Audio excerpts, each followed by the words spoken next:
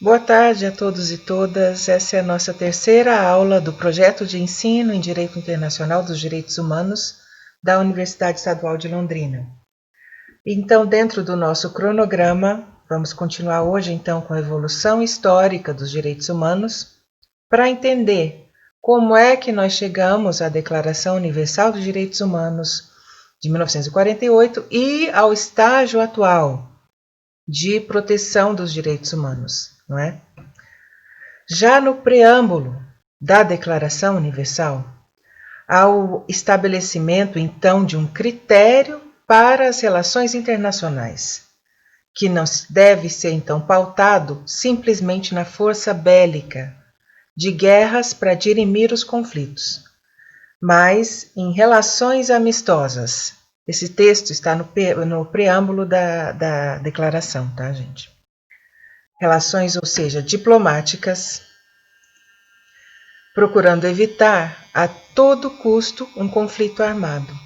Então já há na declaração então uma solidificação de precedentes históricos para quê? Para que as nações chegassem a esse contexto de declaração. Nós temos situações anteriores. Esses direitos que são resultado de inúmeras negociações e tragédias anteriores que ocorreram, inclusive anteriores à Segunda Guerra Mundial. E é isso que a gente vai ver hoje, tá? Vamos começar então com o estudo do direito humanitário, né? Depois a gente vai ver a Liga das Nações, ou a Sociedade das Nações, como também era chamada, que é simplesmente um outro nome para a Liga, e depois a Organização Internacional do Trabalho, até chegar na criação da ONU, para a gente poder entender de uma forma ampla o sistema global e o sistema regional de proteção, os regionais de proteção de direitos humanos. Tá? Então vamos passar aqui para o primeiro ponto, o direito humanitário, ou o direito de Genebra, como também é conhecido, que é o direito aplicável a conflitos armados, construído com passados séculos e alicerçado aonde? Na dignidade humana. Tá? Aqui a gente tem o embrião da doutrina crítica também do direito. É bom que a gente já comece a ver esses nomes, teoria crítica, doutrina crítica, porque é onde o direito internacional navega. Por vezes ele se aproxima do justnaturalismo e por vezes ele é mais positivista, não é? Ou seja, o voluntarismo que reflete os interesses e as práticas estatais que não podem se sobrepor ao bem comum, ou seja, às normas de jus cogens. E por ora, eu quero que vocês só guardem esse conceito sobre o direito internacional, a doutrina crítica, para que vocês comecem a ouvir falar e a gente vai desenvolver ao longo do curso, tá? Esses conceitos. O importante é saber aqui que os estados eles já aceitavam normas costumeiras de direito humanitário, como proteção de feridos e enfermos, não aprisionamento de médicos, de enfermeiros, religiosos, não é? Imunidade de hospitais, a troca de prisioneiros também já era aceita, tudo de forma costumeira. Nós não tínhamos nenhum documento que explicitasse isso até então, tá? Início do século XIX. E tudo isso sem nenhum documento positivado, tá? Normas costumeiras que geraram depois toda essa positivação do direito humanitário, não é? A próxima, veremos então, depois dessa explicação, o conceito, né? Dito isso, a gente pode chegar ao conceito de direito humanitário, que é o conjunto de regras que tem por objetivo proteger o ser humano em tempos de conflitos armados. E ela vai abarcar, essas regras vão abarcar quem? Países em guerra, os países neutros ou os países não envolvidos no conflito e os indivíduos, tá? Com o objetivo de quê? De proteger aqueles que não participam ou deixaram de participar do conflito, não é? Ou seja, para que mesmo em guerra a vida tenha uma chance, para que mesmo em guerra existam regras e limites cuja transposição é inaceitável, né, pela comunidade internacional. Comunidade internacional de nações, países que eles mesmos fazem as regras, que se submetem a essas regras e que a garantia do cumprimento é a própria obediência, então, de cada Estado, de cada nação, Estado, país e nação como sinônimo aqui, a esses limites autoimpostos, não é?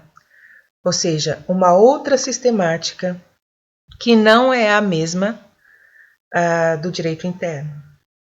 Nós não fazemos as nossas regras nós mesmos, nós temos as regras impostas pelo Estado. Mesmo no regime democrático, elas não são feitas diretamente, né, pelos cidadãos, mas de forma indireta ou semi-direta, como é a nossa, porque nós temos os plebiscitos, que são diretos, não é? Pela população em geral. Portanto, a gente tem que lembrar aqui que a comunidade internacional é anárquica. Em que sentido? Anárquica no sentido de ausência de hierarquia entre as nações soberanas. Então, elas são formalmente iguais, embora saibamos que não haja uma igualdade material, mas isso é outra história. Para o direito e para tratativas internacionais, a gente fala em igualdade aqui, tá?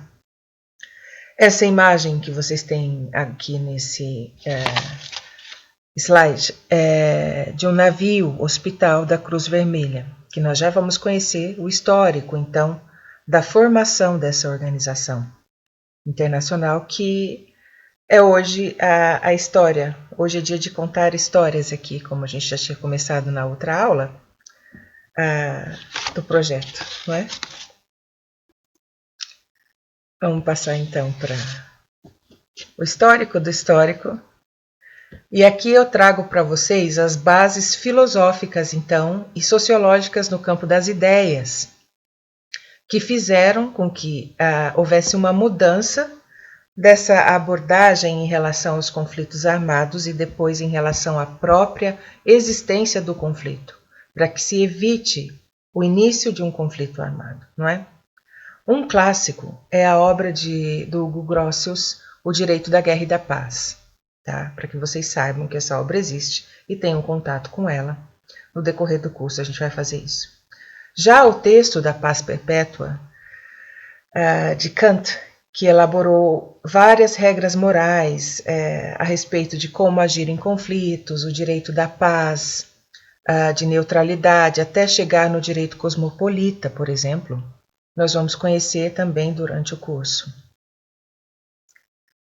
Muito importante para a formação do jurista, não é? Então nós vamos trazer já no curso de Direito Internacional de Direitos Humanos, no nosso projeto, tá?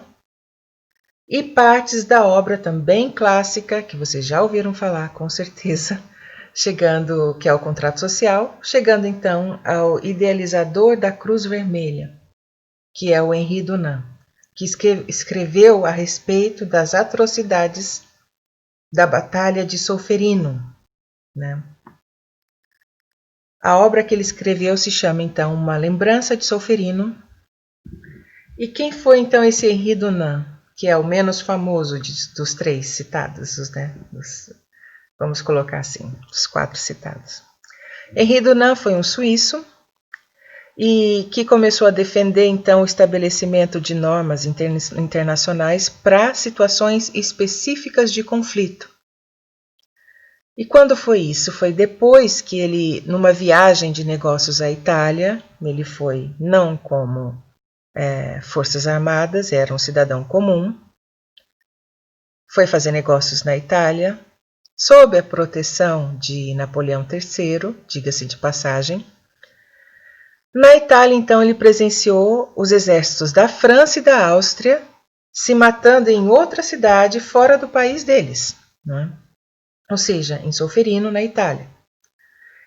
Diante disso, ele não se conformou então com essa falta de assistência médica aos feridos que eram simplesmente abandonados sem atendimento até a morte, nesse conflito, nessa batalha que ele presenciou.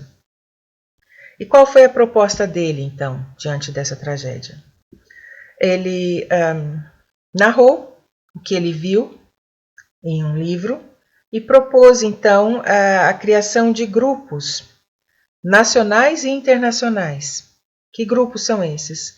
Grupos específicos de cuidado que atuassem, então, protegendo essas pessoas e socorrendo os necessitados durante esse conflito, não é?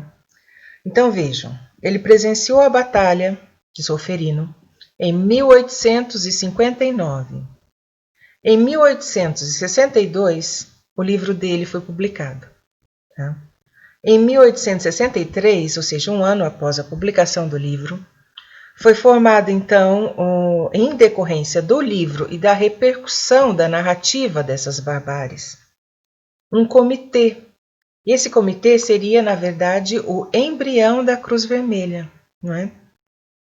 O nome oficial da Cruz Vermelha, Comitê Internacional da Cruz Vermelha. Inicialmente seria para socorro dos militares feridos, né? Em qualquer conflito, qualquer guerra. Aí, em 1864, então vejam, 2 anos após a publicação da obra dele, houve uma reunião, ainda não oficial, que deu origem à primeira Convenção de Genebra, que é o marco inicial do direito humanitário. Então é importante lembrar, primeira Convenção de Genebra, 1864, marco inicial do direito humanitário. Tá?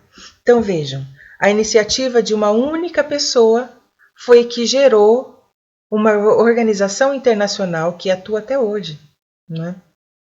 E gerou também uma série de regras que são de observância obrigatória por todos os membros das Nações Unidas.